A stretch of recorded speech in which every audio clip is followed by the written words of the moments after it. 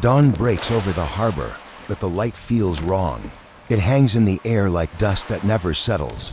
A dock worker tightens the strap of his sandal. The leather is cracked, salt has eaten it thin. He tastes smoke before he sees it. Not the clean smoke of hearth fires, but something bitters-in, pitch, burning rope.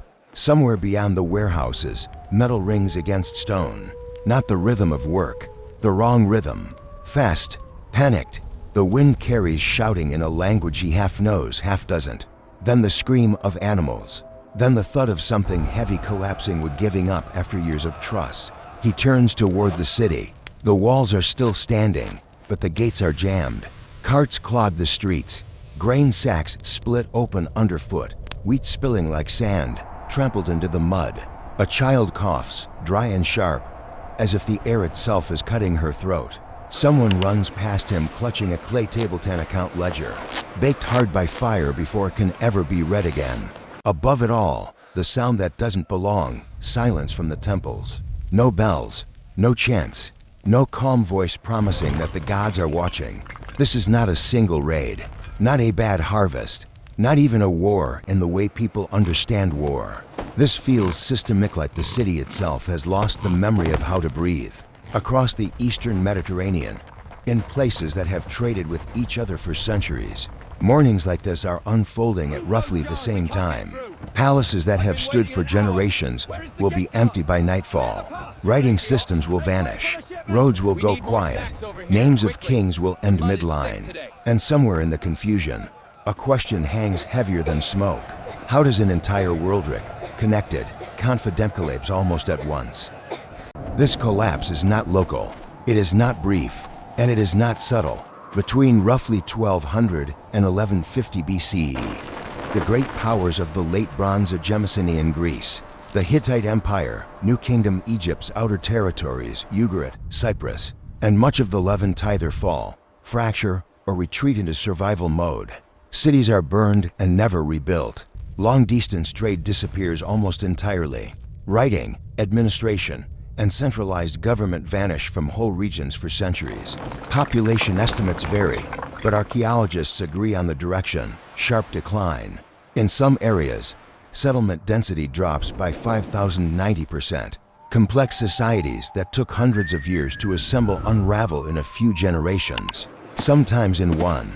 This is not just the end of cities, it is the end of systems. The Bronze Age world was held together by diplomacy, tribute, shipping routes, palace economies, and shared assumptions about order, about how grain moves, how power is inherited, how gods are appeased, how violence is contained. When those assumptions fail, nothing small replaces them. What follows is not a smooth transition into something new, but a long, grinding dark, what later historians will call a collapse, because no single word feels large enough. And to understand how it happens, we have to return to a world that believed it was unbreakable. Before it broke, this world worked. From the Aegean to the Nile, the late Bronze Age was an age of confidence. Palaces rose behind thick walls. Harbors were crowded with ships carrying copper from Cyprus, tin from far-off mountains, grain from river valleys, luxury goods from everywhere. Bronzian alloy that required cooperation across vast distances was not just a metal. It was proof that the system functioned. Kings wrote to one another as equals. We still have their letters, polite, calculating, sometimes petty. They exchanged gifts, daughters, doctors, and threats wrapped in ceremony. War existed, but it was regulate sieges, treaties, ransoms. Violence had rules. Climate, for a time, seemed cooperative. Harvests were reliable enough to support specialists, scribes who never touched a plow, priests who memorized rituals, craftsmen who spent years perfecting a single technique. Cities became dense. Bureaucracies grew confident in their records. Gods were fed on schedule. This was a world optimized for efficiency, not resilience. Everything depended on everything else. Grain shipments had to arrive on time. Armies needed bronze weapons. Palaces needed surplus to maintain loyalty. Writing was essential. Without tablets, the system could not remember who owed what to whom. To live in this world was to believe that complexity itself was strength. That connection meant security. That tomorrow would look very much like today. They had no reason to think otherwise. The very things that made the late Bronze Age powerful also made it fragile. Bronze itself was the first warning sign. It required tin, a rare metal often sourced hundreds, sometimes thousands, of kilometers away. A disrupted caravan, a hostile mountain pass, a port closed for a season. Any one of these could freeze weapon production, tool repair, even farming equipment. There was no local backup, no substitute waiting in reserve. Trade networks grew dense and fast but also narrow. Cities specialized. One port handled copper, another grain, another luxury goods that kept elites loyal. Efficiency replaced redundancy. Palaces optimized supply instead of buffering failure. Urbanization amplified the risk. Large populations meant dependence on stored grain. Miss one harvest, and the margin vanished. Miss two, and hunger became political. People who once fed themselves now waited on institutions that could fail. Even diplomacy was a vulnerability. Peace relied on mutual stability. When one kingdom stumbled, refugees crossed borders. Raiders tested defenses. Treaties became irrelevant overnight. Collapse did not respect borders. The system had no off switch. When pressure built, it did not bend, it cascaded. What had once been strength became a conduit, carrying stress faster and farther than any army ever could. And somewhere beyond the horizon, multiple pressures were already gathering. The collapse does not begin with fire. It begins with strain. Pollen records, lake sediments, and tree ring data suggest that in the decades before 1200 BCE, parts of the eastern Mediterranean experienced prolonged drought. Not everywhere, not all at once, but enough to matter. Harvests grew unpredictable. Grain reserves thinned.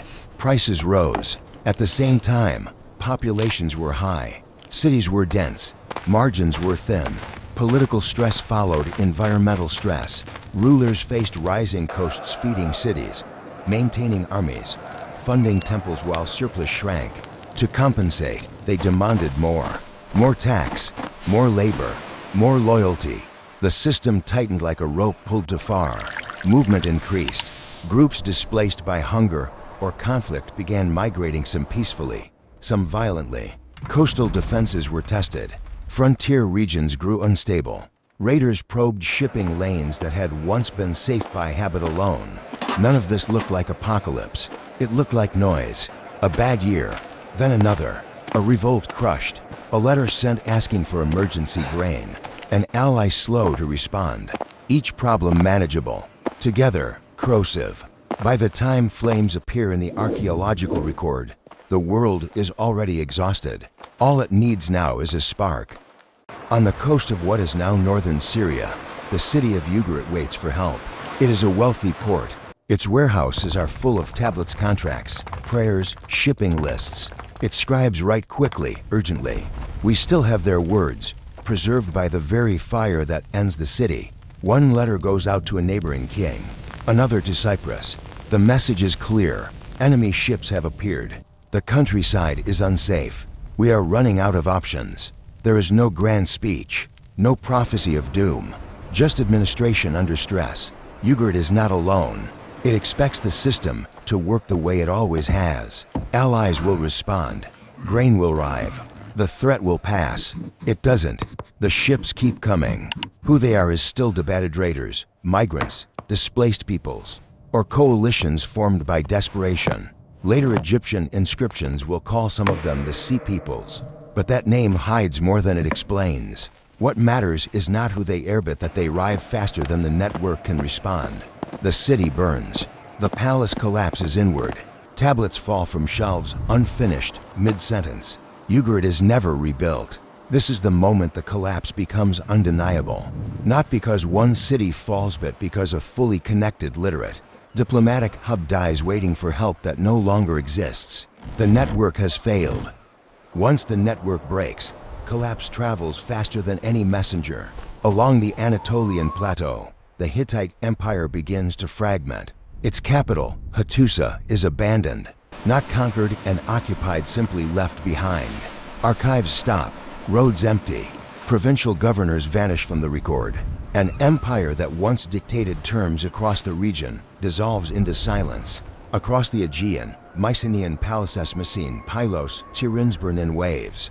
The destruction is uneven but relentless. Linear B tablets record frantic mobilizations, weapons being issued, watchers posted on the coast. Then the writing stops. For centuries, in the Levant, coastal cities fall one after another. Trade ports that once linked Egypt to Mesopotamia go dark. Shipping lanes empty. Copper stops moving. Tin disappears entirely. Even Egypt, the most resilient of the great powers, feels the shock. Inscriptions from the reign of Ramesses III describe invasions by land and sea. Egypt survives but barely and only by withdrawing, fortifying, and abandoning its empire abroad. This is not a single wave. It is a chain reaction. Each collapse removes support from the next. Grain shortages become famines elsewhere. Refugees become raiders. Lost trade becomes lost legitimacy. Kings lose the ability to reward loyalty, and loyalty evaporates. The system is coming apart joint by joint. Collapse is not loud all the time. Sometimes it sounds like nothing. Markets fail first. Weights and measures stop matching. Coins do not exist yet, but trust doesn't. It drains away. A sack of grain today is worth more than a promise of 10 tomorrow. Trade shrinks to face-to-face exchange, then shrinks again. Law follows. Courts stop meeting. Written contracts become useless when no authority remains to enforce them. Disputes are settled by kin, by strength, or not at all. Old grudges return because nothing restrains them anymore. Temples falter. Offerings dry up as surplus vanishes. Priests repeat rituals whose power once depended on abundance and order. The gods feel distant, not angry, just absent. Smoke rises from fewer altars. Cities begin to feel like bodies shutting down. Streets clog with debris. Wells go unrepaired. Disease spreads quietly. The young leave first. The skilled follow. Those who remain are the old, the trapped, the stubborn, and the unlucky. Writing disappears not because people forget how, but because there is no reason to write. No taxes to record. No shipments to track. No future to plan. A city does not fall in a day. It empties. And once emptied, it is astonishing how quickly stone becomes ruin. People did not experience this as systemic collapse. They experienced it as confusion. The intellectual tools of the late Bronze Age were moral and ritual, not structural. When harvests failed and enemies arrived, the question was not what mechanism broke, but who offended the gods. Kings intensified offerings, more sacrifices, older rituals. Processions meant to restore balance. If the world was unraveling, it must be because order mat, cosmic harmony, divine favor had been disturbed. Some responses were practical. Cities repaired walls. Armies were reorganized. Egypt fortified its borders and redeployed resources inward. Others tried to simplify, abandoning large centers for smaller, defensible settlements. Families broke away from palace economies and returned to subsistence farming where possible. But many decisions made sense only in the short term. Rulers hoarded grain to maintain authority, accelerating famine outside palace walls. Forced labor increased even as productivity fell. Loyalty was demanded when it could no longer be bought. No one could see the whole picture. There was no map of the system, only fragments of experience, local and urgent. They were solving yesterday's problems with yesterday's logic, while the ground itself was changing. When explanations fail, fear looks for a face. As food grows scarce and authority weakens, suspicion fills the gaps. Strangers are no longer traders or guests, they are risks. Refugees arriving at city gates are not seen as victims of the same disaster, but as harbingers of itmiths that will consume what little remains. Violence follows this logic easily. Raiding becomes justified as survival. Communities turn inward. Kinship hardens into a boundary line, us and not us. Old ethnic label sounds flexible. Often political become sharper, more dangerous. Scapegoating appears where power cannot protect. If the gods are angry, someone must have angered them. Priests, foreigners, marginal groups, or rival factions become convenient explanations. This does not solve the crisis. It only channels panic into cruelty. Archaeology shows signs of sudden destruction inside cities, not just from invaders, but from internal conflict. Walls breached from within, neighborhoods burned unevenly, mass graves without ceremony. It is crucial to be clear. These acts are not evidence of barbarism replacing civilization. They are evidence of systems collapsing faster than human trust can adapt. Fear narrows the moral horizon. People do what seems necessary to survive the next week, even if it poisons the next generation. This is not a lesson about ancient brutality. It is a warning about what happens when security disappears and meaning fractures. For a time, rural regions seem safer. Fields are farther from raiders. Villages are smaller, less visible. Families fall back on habits older than palimpsest: harvest, store, repeat. Life contracts, but it continues. Then the shock arrives anyway. Without cities, there are no markets for surplus. Without palaces, there is no redistribution in bad years. Tools break and cannot be replaced. Bronze sickles are reforged again and again until they fail. When tin disappears, metalworking itself becomes uncertain. Migrant groups move inland, following rivers and arable land. Some settle, some clash with those already there. Land that was once clearly owned under royal authority becomes negotiable and contested. Seasonal rhythms fracture. A single failed harvest now means starvation, not hardship. Fields are abandoned. Irrigation channels clog. Terraces collapse. Soil erodes back into rivers. Frontiers blur. The distinction between farmer, herder, and raider dissolves. Survival favors mobility and violence over stability and record keeping. From the outside, it looks like decline. From inside, it feels like constant improvisation. The collapse is no longer about kings or empires. It is about whether a household makes it through winter. The collapse does not end with a victory. It ends with exhaustion. By the mid-1100s BCE, there is less left to break. Cities that could burn already have. Trade routes are silent because there is nothing moving on them. Palaces are gone, so there is no longer a center to overthrow. Population decline, brutal as it is, reduces pressure on land. Fewer mouths compete for the same fields. In some regions, climate conditions stabilize slightly, or at least become predictable enough to plan around again. The great droughts do not vanish everywhere, but people adapt to a lower baseline.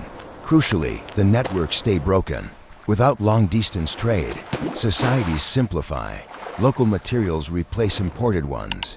Iron is rare and difficult. Slow becomes more attractive, not because it is better, but because it is available. Communities reorganize around what they can control. Violence decreases not because peace is achieved, but because raiding yields diminishing returns. There are no rich storehouses left, no tribute convoys, no surplus to steal. Collapse slows when complexity is gone. What remains is not recovery yet, but a long, quiet pause. A world catching its breath at a much lower level of ambition. When history resumes, it does not pick up where it left off. The most obvious legacy is political. The great palace states never return. In their place emerge smaller, more flexible polity states, tribal confederations, regional kingdoms. Power decentralizes. Authority becomes personal, negotiated, and often violent. Economically, the collapse breaks elite monopolies. With long-distance trade gone, luxury economies shrink. Status is no longer defined by imported goods, but by land, followers, and control of local resources. Inequality does not vanish, but it changes shape. Culturally, memory fractures. Writing systems disappear in much of Greece and Anatolia for centuries. Oral tradition takes over. Stories replace archives. This is not ignorance, it is adaptation. Knowledge becomes portable, not bureaucratic. Technologically, the shift to iron quietly transforms warfare and agriculture. Iron tools spread slowly, unevenly, but they are cheaper and locally sourced. Access to weapons broadens. So does the potential for instability, and perhaps most important is the psychological legacy. The assumption that complexity equals security is gone.